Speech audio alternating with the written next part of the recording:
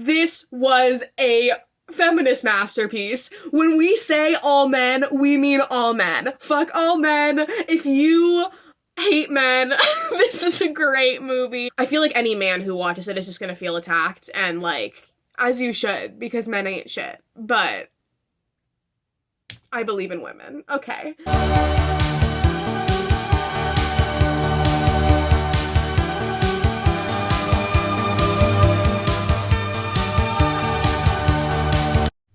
Hi, I'm filming this back to back with my February recap because I'm not making the same mistake where I do it on the literal last day of the month. So this one will actually be on time. Yay, let's give me a round of applause for actually having time management. So, welcome to my March recap. It is March 30th when I'm filming this, the same day that I'm filming my February recap because I have no time management. So I'm going to be talking about all the things that I watched and read in March. Let's get started. Lots of exciting things. Let's just get the elephant in the room out of the way. I started reading The Secret History by Donna Tartt, and I'm obsessed. I'm so embarrassed that it took me this long to read it, considering The Goldfinch is my favorite book of all time. We know this. I have like 30 videos on The Goldfinch on my channel. I'm a big Goldfinch fan, big Donna Tartt fan. Her other book, The Secret History, very famous, popular book. Lots of people love it. Lots of people have been telling me to read it for a long ass time. I've had this copy for like a year. I read like the first 20 pages like 6 months ago, and then I went to my parents' house in Mexico for 6 months and did not bring the book with me because it's a large hardcover, didn't want to lull it around. Now I'm back in the United States. I'm actually reading it. It's flipping fantastic. I am only like 100 and something pages into this, and I do not have enough good things to say about how fantastic this book is. I'm obsessed. I'm so into it. Everybody in this book is gay. If Be Gay, Do Crimes was a book, all of Donna's work is Be Gay, Do Crimes, but like this one especially is Be Gay, Do Crimes. I just ordered a paperback so that I can go in and do my thing and highlight and make a video about how every single character in this book is queer and all of the proof to substantiate that argument, because it's just a fact. Yeah, I'm reading this and I'm very into it. I want to make content on it. I'm, once again, embarrassed that it took me so long to read this. I haven't ranked books before, have I? I, didn't rank the books I read last year. I'll rank this when I'm done with it. Hopefully next month. I'm, aiming to finish it as soon as I read The Goldfinch in 3 days. It's already been, 4 days that I've been reading this. But when I finish it, you'll hear from me. Trust me. Okay, I watched Sharp Objects with my grandma before I moved back to Orlando. I hadn't seen it since, September, which is not a very long time. It's one of my favorite miniseries. HBO, Amy Adams, Sophia Lillis. Please, what are you doing, It fandom, if you haven't seen Sharp Objects? Has one of the greatest endings ever.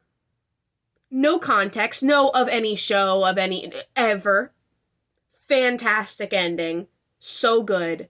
Spectacular acting. 10 out of 10 miniseries. Watched Billie Eilish's documentary again. I talked about her last month. Literally do not have enough good things to say about Billie Eilish's spectacular documentary. It's in the number 2 spot on my chart right now. Okay, speaking of documentaries, I watched Alan v. Pharaoh. This was a docu-series on HBO. I did not watch it until all the episodes had aired. I think there were 4 or 5. This is about the Woody Allen scandal. Now, I did not know a lot about this. I was very uneducated in this field, and so for that, I very much apologize that last year I reviewed Rainy Day in New York, completely unaware of these crimes that Woody Allen has committed. So if you come across my recap where I talked about that and did not acknowledge this situation and how he's a horrible, horrible person, I very much apologize. I was unaware of this situation. I am now aware of it. Bit horrified by this man. Very glad that all the actors I love and respect who have worked for him have donated their salaries from working on his films and do not endorse him in any way. I was about to unstand Timothy, and he was like the last one I had left. So, with that being said, the Alan V. Farrow documentary is about the sexual assault trial involving his adopted daughter, and it's from the perspective of the daughter and her mother, because their story has been silenced for like 30 years. This trial is from the 90s. It's just basically been ignored and treated horribly for all these years because it's Woody Allen and he's this famous director, and they just didn't want to hear what these women had to say. And now they are finally getting their moment to tell their story. It's a very disturbing watch. Like, it's just very horrifying, these crimes he committed. Yes, I do believe these women after watching 5 hours of them talking about the horrible things he did. Yes, if you're a Woody Allen stan, that's embarrassing for you. So yeah, if you're into true crime, amazing documentary. It was very riveting. It's long, it's a whole series. Like I said, it was like a 4 or 5 hour docu-series, but I was very involved the entire time. None of it felt like fluff. None of it felt slow. I'm so happy that these women, especially Dylan, the daughter, I'm so happy she was finally able to tell her story. People are now seeing, finding out all of her side of the story, what actually happened. I just think it's so heartbreaking that this, they were like sheltered and just treated horribly for all this time because of the allegations, and I'm glad that they are now able to share the trauma that they endured because of this horrible, horrible man. So, Alan V. Farrow, excellent, excellent, excellent, excellent. I'm going to put it right here in A. A is stacked. I'm so happy that we're in month 3 and we already have all this fantastic content in A. Okay, I also watched It's a Sin on HBO. I wanted some new content to watch, so I went over to old HBO Max and watched these things. I watched It's a Sin, which was a miniseries. I think it was like 6 episodes. It's Pose meets Sex Education. Fabulous. Fabulous young adult show. It's definitely HBO's approach to sex education. If you're a fan of sex education on Netflix, you will enjoy this. It is about the AIDS epidemic in the 80s in London. These young queer adults and them dealing with the uprising of the AIDS crisis. Very sad, but also very lighthearted. Like, a lot of it is very lighthearted and comedic. Very explicit, so proceed with caution. Neil Patrick Harris is in it for a moment. It's worth a watch. Justice for Colin. That was my boy. I can't believe I didn't mention this in this video because I've talked about it so much on Instagram. The main character in this show is named Richie Tozier. It's spelled like this with Richie Tozier, but his name is Richie Tozier. And I did a whole double take when I first heard it. I was like, that is either the strangest coincidence, or the writers are It stans and they just threw in some extra letters to make us not notice. Well, I noticed and I'm still shook about it. It's so weird. Yeah, loved it. Loved it, loved it, loved it. I'm putting it at the bottom of A, but loved it. I watched Bly Manor again, I guess. Like, I didn't actually finish it, but, like, I, was quarantined because I had COVID, got it from my roommates, so fun, yeah, so I was, had lots of time to sit around and watch stuff, so I started watching Bly Manor again, because I hadn't seen it since it came out. I watched, like, the first 5 episodes. I think I stopped at, like, Hannah's episode, because, like, that's where it just starts to get, like, heavy, and I didn't want to go through that again. Like, I enjoyed the beginning and, like, Danny's whole backstory with Eddie and, like, all that, and then I'm good. Like, the show is great, but, like, I didn't want to do that to myself again, of going through all of the trauma and turmoil of Peter, and then, like, the flashback episode, and then the finale. It's just too much. It's very emotionally taxing. I still wasn't ready to do that.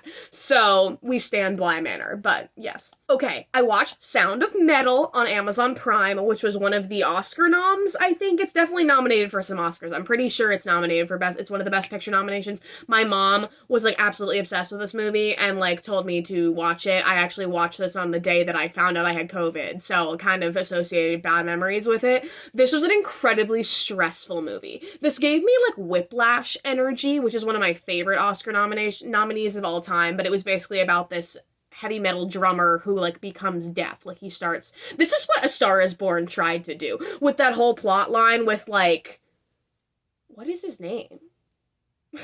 the main guy. I literally can't even, like, everybody in that movie is irrelevant except for Lady Gaga. I literally can't even remember his name.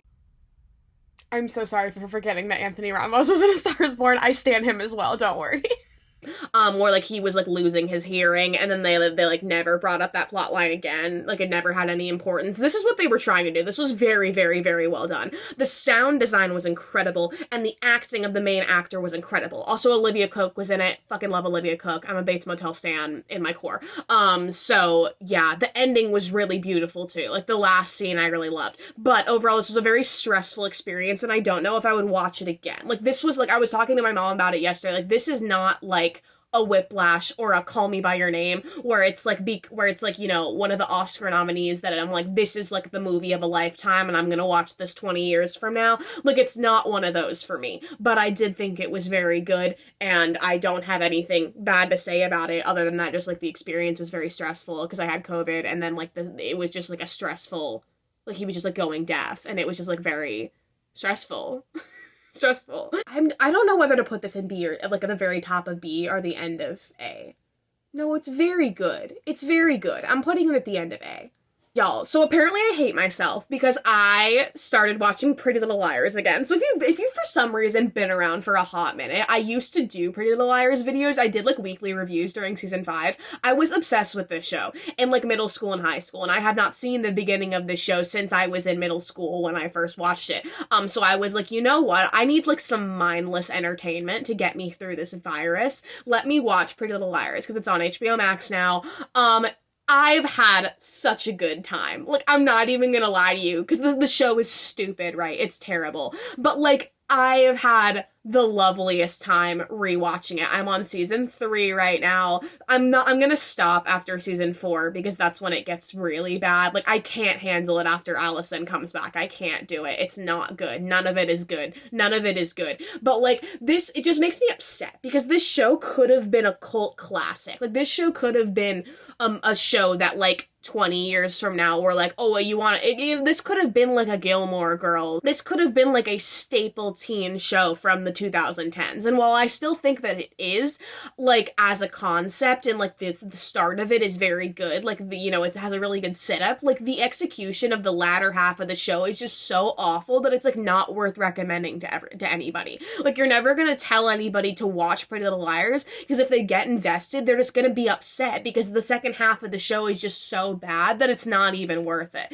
Like, even though, like, the first 3 seasons are good, like, that's, like, all you have to watch, and, like, no new viewer is gonna do that, if that makes any sense. Like, it's very upsetting. But I just want to take a moment for my girl Spencer Hastings, because she is one of the greatest characters in any teen show ever, and I won't take criticism. She's fantastic. Troy Bellisario was acting circles around everybody on that show. Spencer and Toby was the superior ship, and I still love them. Like, going back and watching this, I'm like, I understand why 14-year-old me was a stan, because they're adorable, and they actually have chemistry, and it's just, you know, it's whatever. It's a fun show. It's starting to go downhill at season 3 where I'm at, but, like, the whole Mona A arc is solid. It's solid. And if they had just followed the book series, which I was a big fan of, and just had Allison be A, it would have been good. And they just were so obsessed with being one step ahead of the audience and giving you twists that you never would have figured out, that nonsense. It just became total nonsense. And the writers of PLL are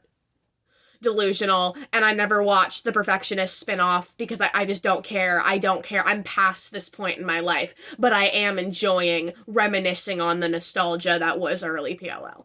Last thing I watched last night, and that was Promising Young Woman, which is one of the other Oscar noms, Golden Globe noms. Once again, I don't remember if this was one of the Best Picture nominations, but it's definitely nominated for stuff. This was a feminist masterpiece. When we say all men, we mean all men. Fuck all men. If you hate men, this is a great movie, and I highly recommend it. It was basically about this woman who experienced this past traumatic experience involving her friend. And then so now she would go to bars and pretend to be super drunk so that guys would bring her home, and then she would like catch them for trying to sexually assault her, basically. It's just about how men are terrible, and it's so good. I loved it so much. The acting was amazing. Bo Burnham is in it. It's just, the ending is flipping fantastic. It gave me like Ready or Not vibes. Like, I fucking love that movie, and it gave me like the same energy as the end of Ready or Not. It's fucking fantastic. I can't tell you anything about the ending because it's like a big, like, it would be a big, saying anything about it would be a spoiler because of the way the ending is. Highly, highly, highly recommend. My mom rented it on Amazon Prime, so I watched it in her rental period. It's not on any of the streaming services, but find a way to watch it. It's so, so good. I feel like any man who watches it is just gonna feel attacked, and like, as you should, because men ain't shit. But I believe in women. Okay. A here. Yes. Oh, it's fabulous. All right. Look at me actually filming things ahead of schedule. Thank you for watching my March recap. Let me know what you watched this month, if you have any recommendations for me. I don't think I have anything on my radar for April, but I don't really, there might be some new stuff coming out that I didn't remember. Anyway, if you like this, comment, like, and subscribe. Press the notification bell because I don't have an uploading schedule. Links in the description for my second channel, my merch, my website, my social media, and my social justice spotlight. I added a bunch of resources of how you can help fight against anti-Asian violence with the Stop Asian Hate campaign. And yeah, this has been a really great dinner. Thanks for coming over.